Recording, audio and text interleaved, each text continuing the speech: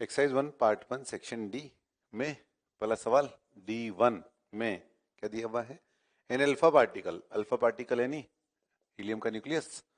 तो alpha particle का charge क्या होता है? चार्ज होता है +2e और मास कितना होता है? 4 टाइम मास ऑफ प्रोटॉन। तो अल्फा पार्टिकल को क्या किया अपन ने? इलेक्ट्रिक पोटेंशियल 5 वोल्ट में रखा है अगर, तो इसकी पोटेंशियल एनर्जी पता लगानी है। तो पोटेंशियल एनर्जी के लिए फॉर्मूला जानते हैं अपन, U बराबर Q इंटू वी। तो Q की वैल्यू कितनी? 2e और पोटेंशियल कहाँ रखा है? 5 वोल्ट। तो इसका मतलब U की जो वैल्यू है वो कितना हो गया? 10 इलेक्ट्रॉन वोल्ट। तो पहला पार्ट में U की वैल्यू आ गई 10 इलेक्ट्रॉन वोल्ट। अब इसी के D2 वाले पार्ट में क्या पूछा है अपन से? D2 में find the potential energy of a charge Q not placed at the centre of regular hexagon of side A। तो सेंटर का पोटेंशियल एनर्जी लिखनी है अपने को। तो अगेन U बराबर वापिस से Q इंटू वी। तो सेंटर पे जो चार्ज रखा है अपन ने वो क्या? Q not.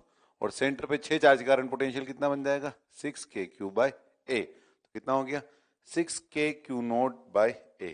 ये है D2। इसके बाद D3 में हमें बोला हुआ है केविटी बना रखी है अपने D3 में। A solid uniformly charge fix non conducting sphere of total charge Q and radius capital R contains a tunnel. तो इसमें अपन एक छोटी सी टनल बना दी। और if a point charge -Q of mass m is release from the rest at point P। तो हमसे पूछा है कि वेलोसिटी पता लगानी है अपने को। किन किन पोजीशन पता लगानी है? एक तो सरफेस पर और एक सेंटर वाली पोजीशन पर। तो ये है स्फीयर और इसमें हमने टनल बना दी। तो ये टनल हो गई और बहुत ही छोटी सी टनल बनाई ताकि हम इसको सॉलिड स्फीयर की तरह से ले सकें। ये सरफेस का पॉइंट, इसको A नाम दे दें अगर अपन, और ये सेंटर C नाम दे दें। और जिस पोजीशन P से हमने एक -Q चार्ज को रिलीज किया है उसको P नाम दिया हुआ है अपन ने। तो और ये रेडियस इसकी R है और ये डिस्टेंस जो है वो भी R। तो हमें क्वेश्चन में पूछा है कि हमें पता लगाना है कि इसकी वेलोसिटी क्या होगी। तो इसके कारण इलेक्ट्रिक फील्ड तो इस वाली डायरेक्शन में होगा सॉलिड स्फीयर कारण, लेकिन -Q का चार्ज नेगेटिव होने के कारण उस पर फोर्स इधर की तरफ लगेगा तो खुद चल करके इधर की तरफ पहुंच रहा होगा। तो हमें पता लगाना है ए पर वेलोसिटी। तो इलेक्ट्रोस्टैटिक फोर्स कंजर्वेटिव फोर्स है, इसलिए हम एनर्जी कंजर्वेशन का यूज कर सकते हैं। तो P और A के बीच में एनर्जी कंजर्वेशन का यूज कर लें। तो K8P एंड U8P बराबर K8A प्लस U8A। तो P पर हमने इसको रिलीज कर दिया और पोटेंशियल जी लिखे हैं तो कितना बन जाएगा? -Q तो चार्ज और यहाँ पोटेंशियल। स्फीयर के बाहर पोटेंशियल क्या होगा? KQ अपॉन स्मॉल r, यानी सेंटर से डिस्टेंस वो कितनी है? 2r। और A पर काइनेटिक एनर्जी में पता लगानी है तो कितना हो गया? ½ m into V square. Potential लिखे A पर, तो A पर पोटेंशियल कितना हो जाएगा? -Q, ये तो चार्ज, और पोटेंशियल की वैल्यू कितनी? KQ upon R। तो यहां से हमें V की वैल्यू पता लग जाएगी। ये है A पर स्पीड। और फिर हमें C पर पता लगाना है। तो इस बार C और P के बीच में एनर्जी कंजर्वेशन लगा दें। तो K8P और U8P बराबर K8C प्लस U8C। तो P पर तो हमने रिलीज किया है और P का पोटेंशियल एनर्जी यही वाली आ जाएगी -Q into KQ upon 2R। और C पर काइनेटिक एनर्जी वो हमें पता लगानी है ½ m इंटू VC का स्क्वायर। और C पर पोटेंशियल -Q इंटू और कितना बन जाएगा?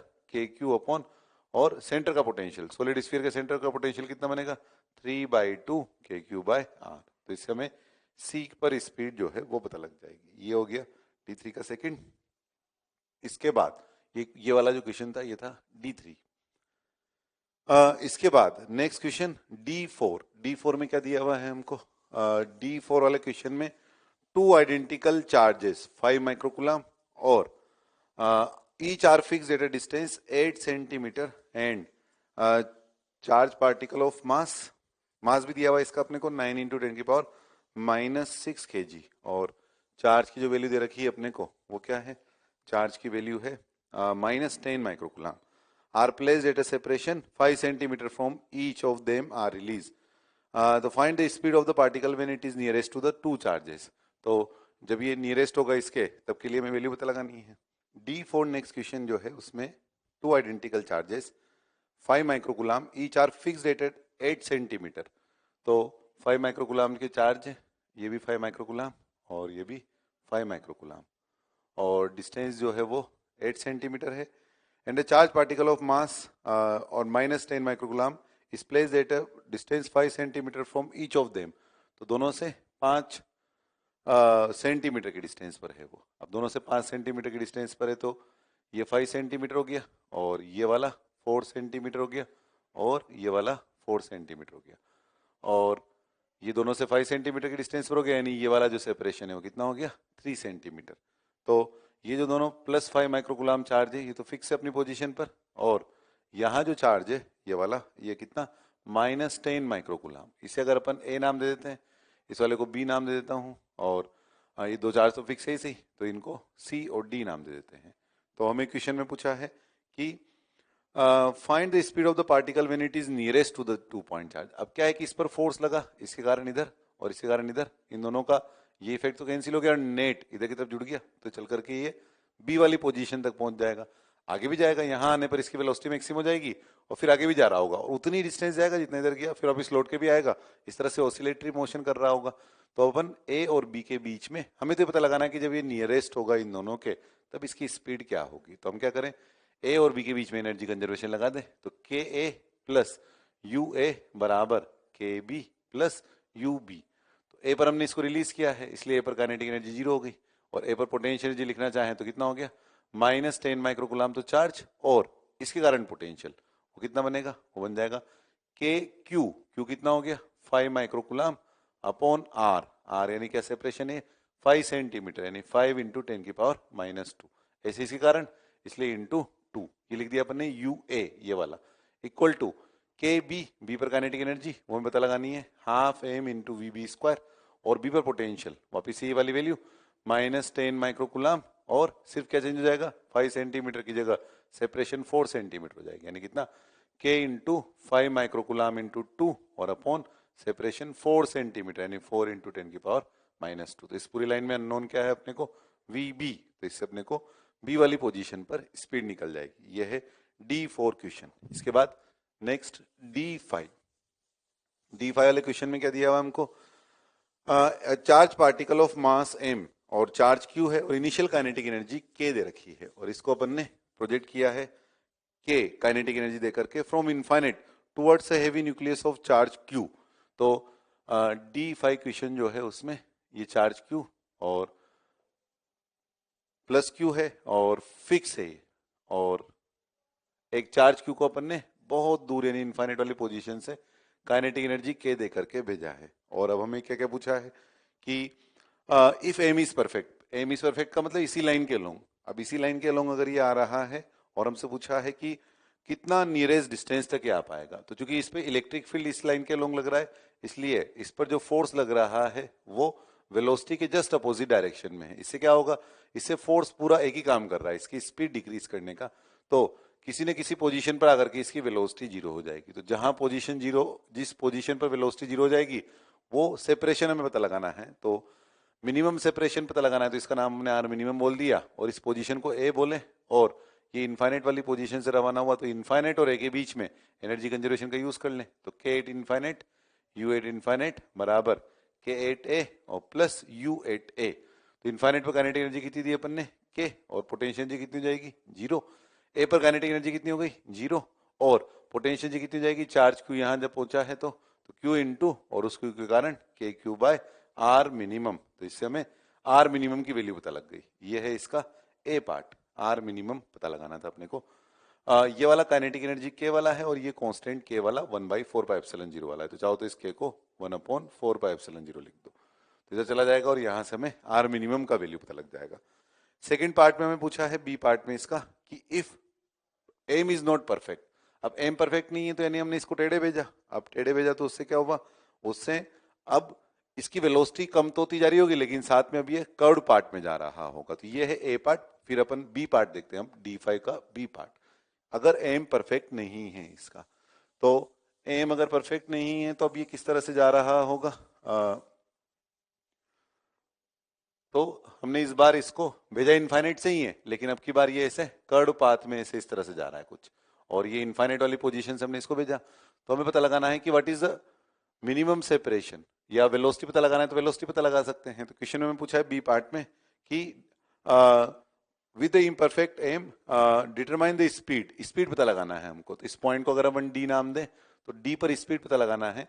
और ये जो मिनिमम सेपरेशन है इसको अपन आर डैश कहें, तो ये जो आर डैश है इसकी वैल्यू गिवन है हमको, R dash minimum in this part is equal to, यानी बी पार्ट में जो R dash minimum is equal to twice of R minimum in part A में जो आया था उसका दुगना। तो अगर दुगना है अगर ये वाली वैल्यू, तो हमें पता लगाना है कि इस बार इसकी स्पीड क्या होगी। तो वापस से ये इनफाइनाइट वाली पोजीशन और इस डी वाली पोजीशन के बीच में एनर्जी कंजर्वेशन लगा दें, तो K at infinity plus U at infinity बराबर K at D plus U at D. अब की बार क्या होगा, अब की बार यहाँ जब ये मिनिमम सेपरेशन पर आएगा तब इसकी वेलोसिटी जीरो नहीं होगी, क्योंकि हर वक्त रास्ते में क्या है कि इस पर जो फोर्स लग रहा है और जो वेलोसिटी उसके बीच में कुछ ना कुछ एंगल है। तो फोर्स के दो कंपोनेंट हो गए, एक पार्ट जो इसकी वेलोसिटी को डिक्रीज कर रहा है और दूसरा पार्ट जो इसकी डायरेक्शन को चेंज कर रहा है। तो हर वक्त वेलोसिटी का एक पार्ट हमेशा बचा रहना है। इस कारण से जब मिनिमम सेपरेशन पर आएगा तब इसकी वेलोसिटी जीरो नहीं हो रही होगी। तो काइनेटिक एनर्जी एट इनफाइनाइट वो कितना दिया है अपन ने, के, और पोटेंशियल एनर्जी कितनी, जीरो। और डी पर काइनेटिक एनर्जी वो हमें पता लगानी है half M into V D square, इसमें वी डी हमको पता लगाना है। और पोटेंशियल एनर्जी कैसे लिखेंगे, चार्ज की वैल्यू क्यू और इसके कारण डिस्टेंस के क्यू बाय आर मिनिमम, तो K Q by R dash minimum. और जो आर डैश मिनिमम है वो कितना है, वो जो फर्स्ट पार्ट में आया था उसका ट्वाइस। तो फर्स्ट पार्ट में जो आया था वो कितना आया था, तो वो लिख देते हैं फर्स्ट पार्ट का, ये था Q Q upon 4 pi epsilon 0 into के, ये था आर मिनिमम उसका ट्वाइस, वो वाली वैल्यू हम यहाँ डाल देंगे। तो ये हो गया अपने पास आर डैश मिनिमम की वैल्यू, ये वाली वैल्यू। तो इसमें हम अननोन क्या बचा अपने को, वी डी, डी पर स्पीड, तो इससे हमें डी पर स्पीड पता लग जाएगी। ये है D5 question. Our next topic is electric dipole. Dipole chemistry में पढ़ा होगा आप लोगों ने, और वही देख रहे हैं यहाँ पर। तो डाइपोल का मतलब दो पोल हैं, यानी दो चार्ज हैं, दो पॉइंट चार्ज जो एक दूसरे से कुछ सेपरेशन पर हैं। और सेपरेशन मैंने इन दोनों के बीच की 2a ले लिए जान करके, क्योंकि आगे जा करके हम इसके मिडिल पॉइंट से डिस्टेंसेज मेजर करेंगे, इसलिए जो है टोटल डिस्टेंस 2a ले ली है ना। तो किसे कहते हैं डाइपोल, तो टू इक्वल पॉइंट चार्ज अगर एक दूसरे से कुछ सेपरेशन पर हो तो इसे हम डाइपोल कहते हैं। और टू इक्वल पॉइंट चार्ज यानी जैसे एक माइनस क्यू ले लिया तो एक प्लस क्यू ले लिया और इनके बीच की सेपरेशन 2a है, तो इसे हमने डाइपोल कहा। डाइपोल के लिए जो टर्म डिफाइन कर, अब क्या करेंगे अपन, जैसे डाइपोल वाला जो पार्ट पढ़ रहे हैं अपन माइनस क्यू प्लस क्यू, उसमें अलग अलग पोजीशन पर इलेक्ट्रिक फील्ड वगैरह निकालेंगे। जैसे यहाँ इलेक्ट्रिक फील्ड निकालेंगे, यहाँ पर निकालेंगे, यहाँ पर निकालेंगे, और इन सब अलग अलग पॉइंट पर पोटेंशियल भी निकालेंगे। तो इलेक्ट्रिक फील्ड और पोटेंशियल की कैलकुलेशन कर रहे होंगे, तो इसलिए इसके अब जब हम इलेक्ट्रिक फील्ड की कैलकुलेशन करेंगे ना, तो उसमें क्या है कि बार बार एक टर्म आएगी अपने सामने, Q इंटू 2a, ये टर्म का बार बार यूज आएगा, यानी वन ऑफ द चार्ज का मैग्नीट्यूड और सेपरेशन बिटवीन देम, ये टर्म बार बार आएगी। जैसे ई की कैलकुलेशन करी यहाँ पर कैसे, दो पॉइंट चार्ज लेकर के, एक ये पॉइंट चार्ज और ये पॉइंट चार्ज लेकर के, और यहाँ ई की कैलकुलेशन करी, तो उसका जो फाइनल एक्सप्रेशन आएगा उसमें कुछ इस तरह की टर्म आएगी, K Q into 2a upon are cube. तो जो Q इंटू 2a आएगा, हमने सोचा क्यों ना इसका छोटा नाम डाल दिया जाए, तो इसको अपन ने डाइपोल मोमेंट नाम दे दिया P। और ये सभी पार्ट में आएगा, जैसे पोटेंशियल निकालेंगे अलग अलग पॉइंट पर, वहां भी Q इंटू 2 आएगा, पोटेंशियल एनर्जी निकालेंगे वहां भी Q इंटू 2 आएगा। तो डाइपोल वाले सवाल के दौरान तो बार बार Q इंटू 2 आएगा, तो हमने कहा क्यों ना इसका छोटा नाम डाल दें, तो अपन इसका नाम डाल दिया P। जैसे मास इंटू वेलोसिटी बार बार सामने आता है, तो हमने उसका नाम मोमेंटम डाल दिया। तो ऐसे ही डाइपोल के सवाल में वन ऑफ द चार्ज का मैग्नीट्यूड और सेपरेशन बिटवीन देम, ये टर्म बार बार आएगी, इसलिए अपन ने उसका नाम P डाल दिया, डाइपोल मोमेंट। साथ में फिर जब हम इलेक्ट्रिक फील्ड वगैरह की डायरेक्शन निकालेंगे, तो इलेक्ट्रिक फील्ड की डायरेक्शन निकालने के दौरान जैसे यहाँ इलेक्ट्रिक फील्ड की डायरेक्शन इधर की तरफ आएगी ऐसे। अब इलेक्ट्रिक फील्ड की डायरेक्शन यहाँ पर इस पॉइंट ए पर चेक कर सकते हैं, ये चार्ज है प्लस क्यू, यहाँ मन में कूलाम चार्ज मानो, तो प्लस क्यू कारण रिपल्शन, माइनस क्यू कारण अट्रैक्शन, तो नेट कौन सा ज्यादा होगा, रिपल्शन वाला, क्योंकि प्लस क्यू पास में है। तो इलेक्ट्रिक फील्ड की डायरेक्शन यहाँ पर इधर की तरफ आएगी। अब ये जो डायरेक्शन आई है, ये इन दोनों की लाइन ज्वाइनिंग के अलोंग वाली डायरेक्शन आई है। वैसे तो अपन इसको आई कैप भी बोल सकते हैं इस वाली डायरेक्शन को, लेकिन क्या है कि जब हम डाइपोल पढ़ रहे हैं और किसी जगह पर डाइपोल ऐसे टेढ़ा आया यूं इस तरह से, माइनस क्यू ऐसे आया और प्लस क्यू ऐसे आया, तो अब यहाँ तो जैसे अपन ने एक्स एक्सिस यानी आई कैप का सोच लिया, लेकिन अब यहाँ पर जो इलेक्ट्रिक फील्ड आएगा इस जगह पर लाइन ज्वाइनिंग के अलोंग इस वाले पॉइंट पर जो इलेक्ट्रिक फील्ड आएगा वो इस तरफ आएगा। अब इधर जो इलेक्ट्रिक फील्ड आएगा इस वाले डायरेक्शन में यहाँ पर इसके लिए क्या डायरेक्शन बोलेंगे, तो ऐसा करते हैं अपन, डायरेक्शन भी जो है ना, जैसे अब क्यू इंटू टू ए मैग्नीट्यूड बार बार आएगा तो उसे पी डिफाइन कर दिया, ऐसे ही डायरेक्शन की भी हमें जो बार बार जरूरत पड़ेगी उसमें हम अलोंग द एक्सिस वाले डायरेक्शन को कुछ टर्म डिफाइन करें। अलोंग द एक्सिस यानी जैसे ये वाली डायरेक्शन माइनस क्यू से प्लस क्यू की तरफ या प्लस क्यू से माइनस क्यू की तरफ अपनी मर्जी के हिसाब से डिफाइन कर सकते हो। तो फिजिक्स में हमने डिसाइड किया कि हम जो है डायपोल की डायरेक्शन डिफाइन करेंगे माइनस क्यू से प्लस क्यू की तरफ। माइनस क्यू से प्लस क्यू यानी ऐसे एरो बना दिया एक तरह से कि इस तरह से हम डायपोल की डायरेक्शन डिफाइन करेंगे, डायपोल मोमेंट की डायरेक्शन डिफाइन करेंगे, पी की डायरेक्शन इस तरह से डिफाइन करेंगे, किधर से किधर, माइनस क्यू से प्लस क्यू। अच्छा, ये जो डायरेक्शन है वो केमिस्ट्री में प्लस क्यू से माइनस क्यू की तरफ होती है, तो क्योंकि हमने हमारी सुविधा के लिए बना रहे हैं इसलिए कैसे भी ले सकते हो, माइनस क्यू से प्लस क्यू, प्लस क्यू से माइनस क्यू। केमिस्ट्री वालों ने सोचा हम प्लस क्यू से माइनस क्यू लेंगे, फिजिक्स में हमने माइनस क्यू से प्लस क्यू लिया हुआ है। तो फिजिक्स में आपको हमेशा क्या यूज करना है, माइनस क्यू से प्लस क्यू वाली डायरेक्शन, डायपोल मोमेंट की डायरेक्शन। तो किस तरह से डिफाइंड है dipole moment, one of the charge का magnitude into separation between them, ये तो है वैल्यू डायपोल मोमेंट की, और डायरेक्शन डिफाइंड है माइनस क्यू से प्लस क्यू की तरफ। ये हमने क्यों डिफाइन करी है, क्योंकि आगे कहीं डायपोल इस तरह से आएगा, अगर माइनस क्यू प्लस क्यू इस तरह से आएगा तो वहां डायरेक्शन हम यूं बता देंगे कि जो पी की डायरेक्शन है वही ई की भी डायरेक्शन है।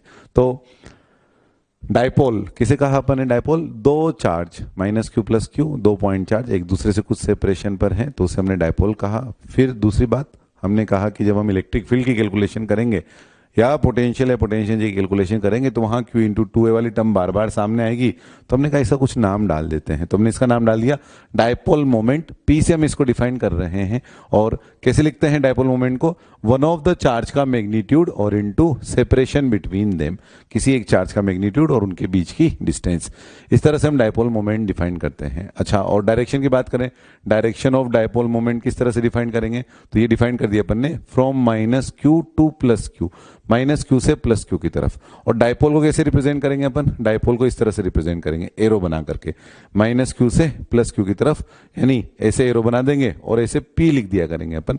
तो इस तरह से पी लिख दिया अपन ने, तो जो है ये डायपोल को रिप्रेजेंट कर दिया अपन ने। तो ये डायपोल इस तरह से माइनस क्यू से प्लस क्यू की तरफ अपन ने डिफाइन कर दिया। यह है डायपोल की डायरेक्शन।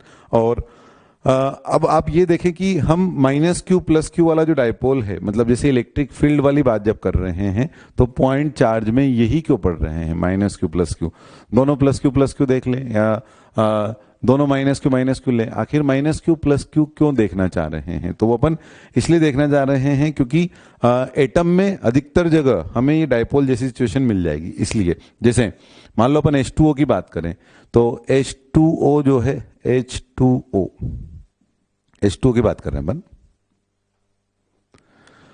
H2 की बात क्यों कर रहे हैं, हम ये जानना चाह रहे हैं कि आखिर हम डायपोल पढ़ने के दौरान माइनस क्यू प्लस क्यू की ही क्यों बात कर रहे हैं। तो H2O जैसे एटम की बात करें, दो तरह के बॉन्ड आप जानते हैं केमिस्ट्री में, एक आयनिक बॉन्डिंग और एक कोवेलेंट बॉन्डिंग। तो आयनिक बॉन्डिंग आपने NaCl के दौरान देखा, तो NaCl में क्या होता है, Na plus Cl minus, NaCl को पूरी तरह से इलेक्ट्रॉन ट्रांसफर कर देता है, complete transfer of electron is ionic bonding. तो NaCl के दौरान क्या है, NaCl के दौरान Na ने पूरी तरह से इलेक्ट्रॉन को दे दिया Cl को, तो इसलिए Na पे प्लस आया और Cl पे माइनस आया। लेकिन कुछ एटम ऐसे हैं जो अपना ऑक्टेट कंप्लीट करने के लिए इलेक्ट्रॉनों की शेयरिंग करते हैं, और इलेक्ट्रॉनों की शेयरिंग करते हैं, जैसे H2O है, इस दौरान ये इलेक्ट्रॉनों की शेयरिंग कर रहे हैं। क्यों कर रहे हैं, क्योंकि ऑक्टेट कंप्लीट करना है। तो ये वाले जो इलेक्ट्रॉन है इन पर जैसे दो इलेक्ट्रॉन है तो इस पर O का और H का दोनों का अधिकार है ताकि इनका ऑक्टेट कंप्लीट हो जाए, और ऐसे कैसे यहाँ पर O और H दोनों का अधिकार है। लेकिन ऑक्सीजन की इलेक्ट्रोनेगेटिविटी हाइड्रोजन की इलेक्ट्रोनेगेटिविटी से ज्यादा होती है। तो क्या करता है, ऑक्सीजन इलेक्ट्रॉनों को अपनी ओर खींच के रखता है। अब इलेक्ट्रॉन को अपनी ओर खींच के रखता है लेकिन पूरी तरह नहीं खींच पाता, तो एक तरह से पार्शियली अपनी ओर खींच के रखता है। तो इस कारण से क्या है, इस पर पार्शियल नेगेटिव चार्ज आ जाता है और इस पर पार्शियल पॉजिटिव चार्ज आ जाता है। ऐसे यहाँ पे इस पे पार्शियल नेगेटिव और इस पर पार्शियल पॉजिटिव चार्ज, तो एक माइनस प्लस का अरेंजमेंट बन गया ये। तो ये जो माइनस प्लस का अरेंजमेंट है, दो चार्ज एक दूसरे से कुछ सेपरेशन पर हो, ये जो माइनस प्लस का अरेंजमेंट है ये हमें बहुत सारे एटम जहां पर कोवेलेंट बॉन्डिंग हुई है और एटम की इलेक्ट्रोनेगेटिविटी सेम नहीं है, वहां बहुत सारे एटम्स में मिलने वाला है। इस कारण से ये जो माइनस प्लस का अरेंजमेंट है ये वाला, इसी को हमने डायपोल के अंतर्गत पढ़ रहे हैं। अच्छा, जब डायपोल का यूज आएगा बार बार, अधिकतर जगह वो एटम के लिए यूज कर रहे होंगे अपन माइनस प्लस का, तो डायपोल अधिकतर अपन एटम के लिए यूज कर रहे होंगे, तो अधिकतर उस जगह यूज कर रहे होंगे जहां पर उन दोनों के बीच की जो सेपरेशन है वो काफी कम रहा करेगी। जैसे हमें ए वाले पॉइंट पर इलेक्ट्रिक फील्ड निकालना है, तो ए वाले पॉइंट पर इलेक्ट्रिक फील्ड निकालने के लिए सबसे पहले तो ये जो लाइन है माइनस क्यू से प्लस क्यू को ज्वाइन करने वाली लाइन, इसको अपन ने एक्सियल लाइन बोल दिया, और इस लाइन ज्वाइनिंग के परपेंडिकुलर वाली जो लाइन है ये वाली, इसको अपन ने इक्विटोरियल लाइन बोल दिया। तो ये एक्सियल लाइन है ये, और ये इक्विटोरियल लाइन। तो जैसे हमें एक्सियल वाली लाइन पर इलेक्ट्रिक फील्ड निकालना है इस वाले पॉइंट पर ए पर, तो ए पर इलेक्ट्रिक फील्ड की डायरेक्शन किधर की तरफ आएगी, प्लस क्यू कारण रिपल्शन माइनस क्यू कारण अट्रैक्शन, तो नेट इलेक्ट्रिक फील्ड की जो डायरेक्शन आई है वो इधर की तरफ आई है। तो सेपरेशन हम कहां से मेजर करेंगे, प्लस क्यू से या माइनस क्यू से, तो हमने कहा कि चलो उन दोनों के बीचों बीच वाली लाइन से मेजर कर लेंगे, तो यहां से हम सेपरेशन मेजर करने वाले हैं, तो इसको अपन ने आर बोल दिया। तो जनरली अपन डायपोल की जो बात करेंगे वो H2O या इन एटम्स के दौरान की बात कर रहे होंगे, तो वहां पर इन दोनों चार्ज के बीच की जो सेपरेशन है वो काफी कम रहा करेगी इस डिस्टेंस के मुकाबले। तो जनरली हम डायपोल का यूज वहां करा करेंगे जहां आर ग्रेटर देन ए वाली पोजीशन रही होगी। तो अब अपन कुछ जगह इलेक्ट्रिक फील्ड की कैलकुलेशन करेंगे। वो कौन सी पोजीशन, एक तो दोनों चार्ज को ज्वाइन करने वाली लाइन, यानी ये जो लाइन है एक्सियल लाइन, और एक दोनों चार्ज को ज्वाइन करने वाली लाइन के परपेंडिकुलर लाइन यानी इक्विटोरियल लाइन, और किसी general point R comma theta पर, इन पर कैलकुलेशन करके हम देखते हैं। अब हम डायपोल के कारण इलेक्ट्रिक फील्ड की कैलकुलेशन करेंगे अलग अलग पॉइंट पर। तो सबसे पहले एक्सिस वाली पोजीशन पे बात करें, डायपोल की एक्सिस। तो एक्सिस मतलब माइनस क्यू और प्लस क्यू को ज्वाइन करने वाली लाइन। इन दोनों के बीच की सेपरेशन अपन ने 2a लिए है, कुछ नहीं कर रखा तो बाय डिफॉल्ट डायपोल एटम के लिए बात कर रहे होंगे अपन, यानी जिनके बीच की सेपरेशन जो है वो काफी कम है। तो माइनस क्यू से प्लस क्यू को ज्वाइन करने वाली जो लाइन है उसको अपन ने इस तरह से डायपोल P से रिप्रेजेंट कर दिया, जहां P को भी अपन ने डिफाइन किया था Q इंटू 2a के बराबर। अब सबसे पहले इलेक्ट्रिक फील्ड की एक्सिस पर बात करना आते हैं अपन, ऑन इट्स एक्सिस, इसकी एक्सिस पर। तो सबसे पहले तो डायरेक्शन देख लेते हैं कि इलेक्ट्रिक फील्ड की डायरेक्शन किधर की तरफ आएगी, फिर मैग्नीट्यूड देखेंगे। तो इस वाले पॉइंट पर देखो इलेक्ट्रिक फील्ड की डायरेक्शन किधर की तरफ आएगी, इस पॉइंट को ए नाम दे दिया अपन ने, तो प्लस क्यू कारण रिपल्शन वाली डायरेक्शन, यहां मन में कूलाम चार्ज मान लो, तो प्लस क्यू कारण रिपल्शन और माइनस क्यू कारण अट्रैक्शन, तो ई ड्यू टू प्लस क्यू और ई ड्यू टू माइनस क्यू। और ये जो ए वाला पॉइंट है वो यहां से अगर किसी सेपरेशन आर पर है, ये आर कहां से लिए अपन ने, माइनस क्यू से प्लस क्यू को ज्वाइन करने वाली जो लाइन है ना, बीचों बीच वाले, ये लाइन के बीचों बीच वाला परपेंडिकुलर बाइसेक्टर है वहां से, यानी न तो हमने इसको प्रिविलेज दी ना इसको प्रिविलेज दी, इसके दोनों के बीचों बीच वाले पॉइंट से सेपरेशन ले रहे हैं आर अपन। तो यहां ए वाले पॉइंट पर अपन ने डायरेक्शन देख लिया। अच्छा, ई ड्यू टू क्यू और माइनस क्यू अपन ने देख लिया कि प्लस क्यू कारण इलेक्ट्रिक फील्ड का मैग्नीट्यूड ज्यादा आएगा यहाँ पर, इसलिए ए वाली पोजीशन पर इलेक्ट्रिक फील्ड की नेट डायरेक्शन जो है वो किधर की तरफ बच जाएगी, ये वाली डायरेक्शन में, E8a यहाँ पर। अच्छा, डायरेक्शन तो आप इधर भी देख लो, यहाँ पर ये भी एक्सिस वाला पॉइंट है, यहाँ किधर की तरफ आएगी डायरेक्शन, तो माइनस क्यू के कारण अट्रैक्शन और प्लस क्यू के कारण रिपल्शन, और इनमें ज्यादा वैल्यू किसके कारण होगी, माइनस क्यू कारण या प्लस क्यू कारण, तो माइनस क्यू पास में है इसलिए माइनस क्यू कारण, इसलिए ई नेट की डायरेक्शन इधर की तरफ आने वाली है, यानी कौन सी डायरेक्शन में, पी की डायरेक्शन में। माइनस क्यू से प्लस क्यू के बीच की सेपरेशन में पॉइंट लेने का कोई वैसे तो मीनिंग नहीं है, क्योंकि डायपोल जो है वो एटम, दो एटम के बीच की सेपरेशन वैसे बहुत कम होगी, लेकिन फिर भी आप डायरेक्शन जानना चाहते हैं तो यहाँ पे मन में कूलाम चार्ज देखें और माइनस क्यू कारण अट्रैक्शन प्लस क्यू कारण रिपल्शन, तो नेट ई की डायरेक्शन इधर की तरफ आई है, यानी दोनों चार्ज को ज्वाइन करने वाली लाइन के बीच वाले पॉइंट पर ई की डायरेक्शन पी की डायरेक्शन के अपोजिट वाली डायरेक्शन में आई है, ई की डायरेक्शन पी की डायरेक्शन के अपोजिट। तो यानी इसका मतलब ये हुआ कि अधिकतर पॉइंट पर ई की डायरेक्शन पी की डायरेक्शन में, लेकिन दोनों चार्ज को ज्वाइन करने वाली लाइन के बीच वाले पॉइंट पर ई की डायरेक्शन पी की डायरेक्शन के अपोजिट है। तो अभी अपन ए पर कैलकुलेशन करना चाहें, हालांकि एक्सिस पर मतलब ए पर या ये वाले पॉइंट पर, दोनों में से कहीं भी कैलकुलेट कर लो, तो यहाँ ए पर कैलकुलेट करना चाहते हैं अपन, तो इलेक्ट्रिक फील्ड एट ए कैसे लिखेंगे, ए पर इलेक्ट्रिक फील्ड के लिए ई ड्यू टू क्यू का magnitude minus E due to minus Q का मैग्नीट्यूड। दोनों का मैग्नीट्यूड का डिफरेंस निकाल दें तो यहाँ इस प्लस क्यू से सेपरेशन क्या बनी इसकी, ये हो गई आर माइनस ए, और माइनस क्यू से सेपरेशन क्या हो गई इसकी, ये हो गई आर प्लस ए। तो ए पर इलेक्ट्रिक फील्ड लिखना आता है अपन, तो ई ड्यू टू क्यू में कितना बन गया, के क्यू अपॉन और आर माइनस ए का होल स्क्वायर, और minus E due to minus Q के कारण, इसके कारण के क्यू अपॉन और आर प्लस ए का होल स्क्वायर। और इसमें से अब कुछ के क्यू कॉमन ले लो, तो यहां से क्या बन गया अपने पास, के क्यू और इंटू आर माइनस ए का होल स्क्वायर और आर प्लस ए का होल स्क्वायर, यानी क्या बन गया, R square minus A square का होल स्क्वायर। ऊपर क्या आ जाएगा, यहां से ऊपर वाली पोजीशन पर आर प्लस ए का whole square minus R minus A का स्क्वायर, तो कितना बच जाएगा यहाँ पर, आर स्क्वायर ए स्क्वायर तो कैंसिल हो जाएंगे, और कितना बचा रह जाएगा यहाँ पर, 4 into R A.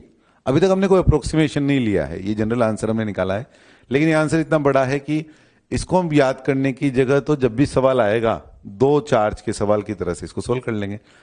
2 point charge के क्वेश्चन हम ऑलरेडी कर चुके हैं, ये तो हम डाइपोल के लिए स्पेशली देखने जा रहे हैं, यानी जब दो चार्ज एक दूसरे से किसी सेपरेशन पर हो लेकिन वो सेपरेशन काफी कम हो, यानी शॉर्ट डाइपोल के लिए देखना चाह रहे हैं अपन।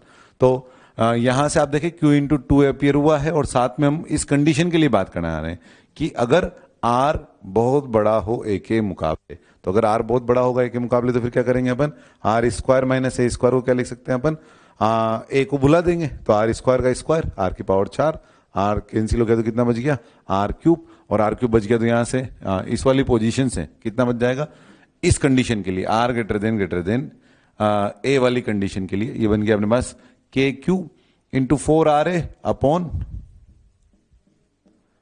ये नीचे क्या बन गया, आर की पावर 4, ये इससे कैंसिल हो गया, और ये जो 4 है ना इसको ऐसे लिख देते हैं अपन 2 इंटू के क्यू इंटू 2a, और एक आर तो कैंसिल हो गया, आर क्यूब बन गया, और इंटू आर क्यूब।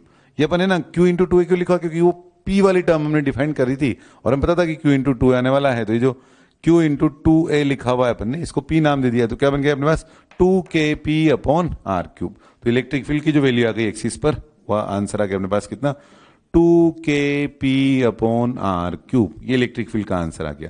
लेकिन क्या ये हर वक्त के लिए वैलिड है 2kp अपॉन आर क्यूब, एक कंडीशन आई है इसके साथ, कौन सी, आर ग्रेटर देन ए। तो इफ आर ग्रेटर देन ए, तो जब भी हम डाइपोल का सवाल करेंगे तभी जरूर देखेंगे कि ये फॉर्मूला यूज करने के पहले कि आर ग्रेटर देन ए है या नहीं है। कभी कभी वो चेक करता है कि जैसे ये सेपरेशन 5 सेंटीमीटर दे दी और यहां से 10 सेंटीमीटर दूर पूछा, तब तो आर ग्रेटर देन ए नहीं है। लेकिन सिंपली जब डाइपोल वर्ड यूज किया हुआ और कुछ आर और ए के बारे में, सेपरेशन के बारे में इंफॉर्मेशन ही नहीं दे रखी हो, तो वो इस शॉर्ट डाइपोल के लिए ही पूछना चाह रहे हैं। तो एक्सिस पर जो इलेक्ट्रिक फील्ड का आंसर आया वो याद रखना है अपने को, क्या है 2kp अपॉन आर क्यूब। ये तो मैग्नीट्यूड है, डायरेक्शन ऑलरेडी हमने यहां बना दी, ई नेट की जो डायरेक्शन है वो P की ही डायरेक्शन में आई है, तो एक्सिस पर, ये भी एक्सिस वाली पोजीशन है, तो एक्सिस पर जो ई की डायरेक्शन है और जो P की डायरेक्शन है वो एक जैसी है। तो वेक्टर फॉर्म में लिखना चाहें इलेक्ट्रिक फील्ड ऑन एक्सिस पर वेक्टर फॉर्म में लिखना चाहें अगर अपन, तो कैसे लिखेंगे, इलेक्ट्रिक फील्ड एक्सिस पर ये हो जाएगा 2kp vector upon are cube, ये डाइपोल के लिए है ना। और ये जो आंसर इसका condition R greater than A, axis पर इलेक्ट्रिक फील्ड। हाँ, अब इक्वेटोरियल पोजीशन पर निकालना चाहे अपन इलेक्ट्रिक फील्ड। इक्वेटोरियल पोजीशन का मतलब दोनों चार्ज को ज्वाइन करने वाली लाइन के परपेंडिकुलर लाइन, ये वाली लाइन, ये दोनों चार्ज को ज्वाइन करने वाली लाइन के परपेंडिकुलर लाइन, ये है इक्वेटोरियल पोजीशन, जो इन दोनों के मिडिल पॉइंट से जा रही है और इसके परपेंडिकुलर है। अब हम इस इक्वेटोरियल लाइन पर एक पॉइंट ले लिया बी, इक्वेटोरियल पोजीशन बोलते हैं इसको अपन, तो इस बी वाली पोजीशन पर हम इलेक्ट्रिक फील्ड की कैलकुलेशन करना चाहते हैं। तो इलेक्ट्रिक फील्ड का मैग्नीट्यूड कैलकुलेट कर ले पहले, और डायरेक्शन इधर ही दिखा देते हैं। तो डायरेक्शन दिखाना चाहे पहले डायरेक्शन दिखा देते हैं यहाँ पे। तो माइनस क्यू वाली पोजीशन पर यहाँ पर इलेक्ट्रिक फील्ड की डायरेक्शन किधर की तरफ होगी, मन में कूलाम चार्ज मान लो, यहाँ बी पर कुछ रखा तो है नहीं, पर मन में कूलाम चार्ज मान लो।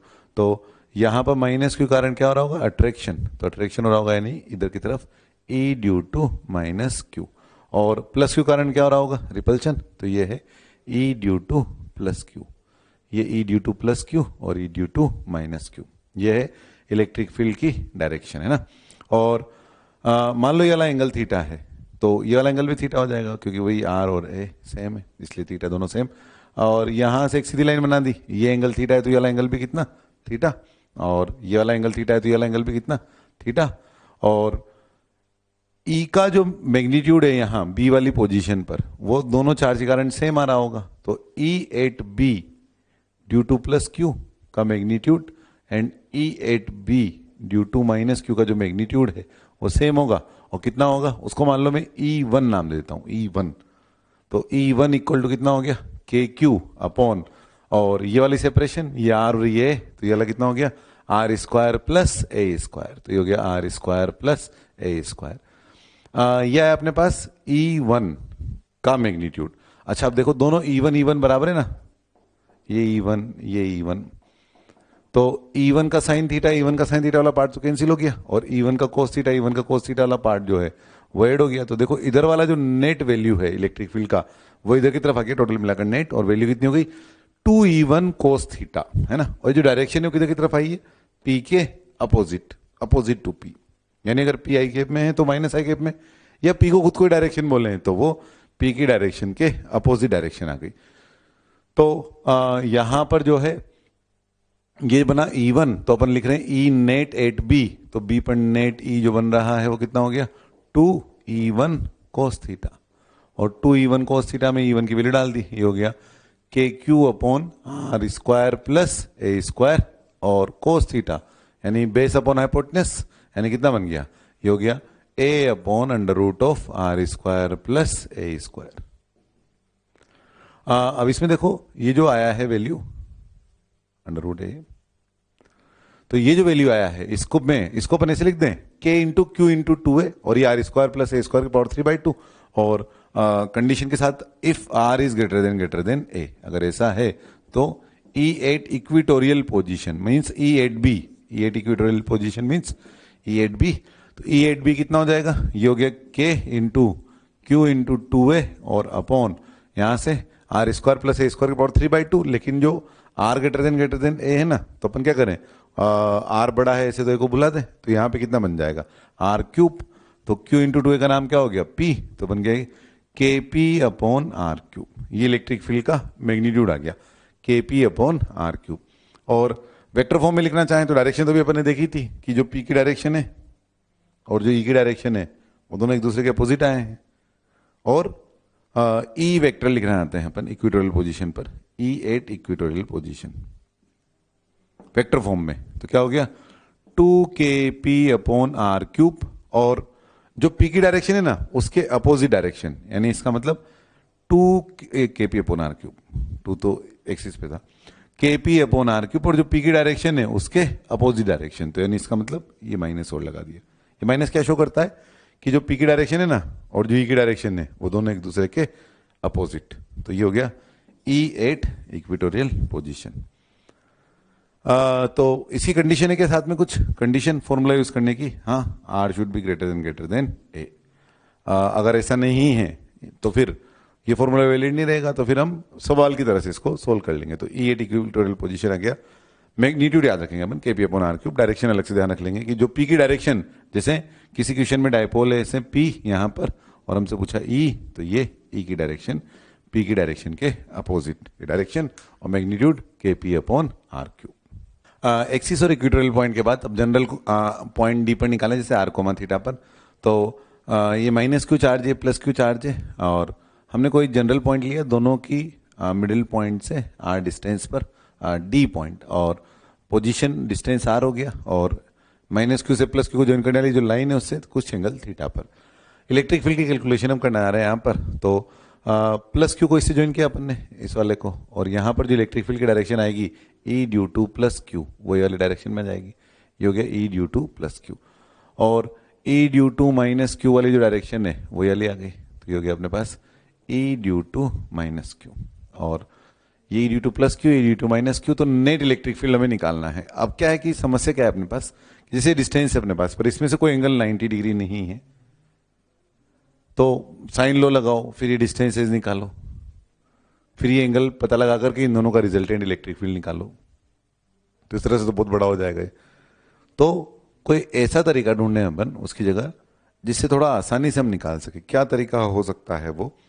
तो जैसे प्रोजेक्टाइल मोशन हम पढ़ते हैं, तो प्रोजेक्टाइल मोशन में वेलोसिटी वगैरह निकालनी है अपने को किसी पोजीशन पर, तो अपन क्या करते थे कि वेक्टर होने का यूज़ किया करते थे कि थीटा एंगल पर यू वेलोसिटी से फेंका तो किसी इंस्टेंट पर वेलोसिटी जो है वो हो गई V X I cap V Y J cap.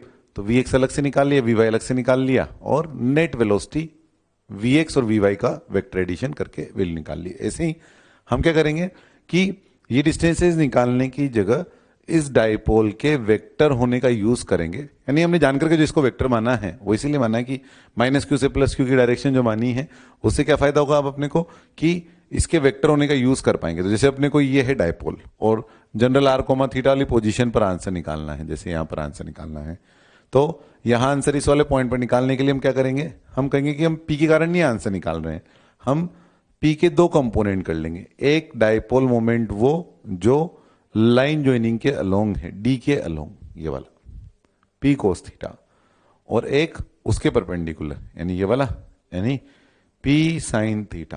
तो जो पी कोस थीटा वाला डाइपोल है ना, उसके लिए डी पॉइंट कहां पर है, इसी लाइन के अलोंग।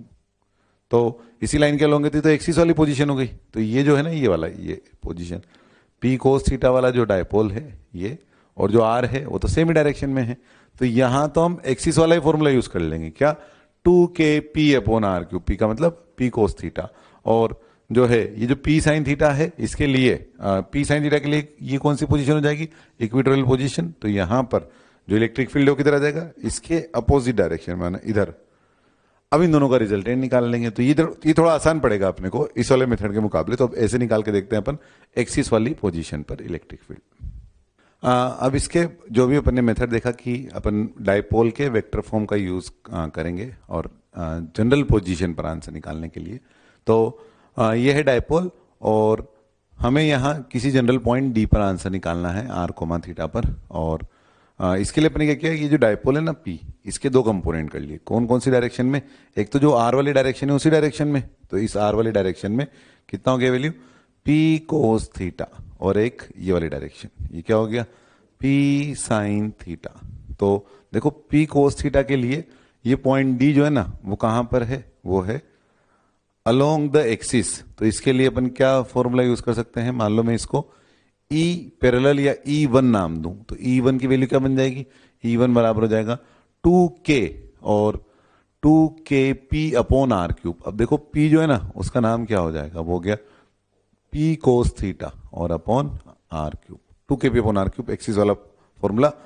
और p साइन थीटा के लिए ये जो पोजीशन है d वाली वो कहां पर है, वो है इक्वेटोरियल पोजीशन। तो p साइन थीटा के अपोजिट डायरेक्शन है इधर की तरफ, तो ये इधर की तरफ हो गया, और जो ये वाली डायरेक्शन है ये हो गई इधर, और ये एंगल 90 डिग्री, और नाम है इसका E2 और वैल्यू है इसकी कितनी, kp अपॉन आर क्यूब, यानी kp साइन थीटा, p का नाम p साइन थीटा, तो p sine theta upon are cube.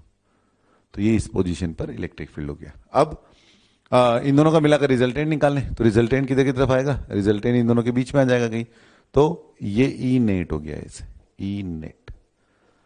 और ये नेट यहां से कुछ अल्फा एंगल बना रहा है अगर अपन ई वन वाली लाइन के साथ, तो ये अल्फा और थीटा के बीच में रिलेशन भी लिखना चाहें अपन, थीटा ये वाली लाइन है, ये वाली एक्सिस के साथ थीटा वाली।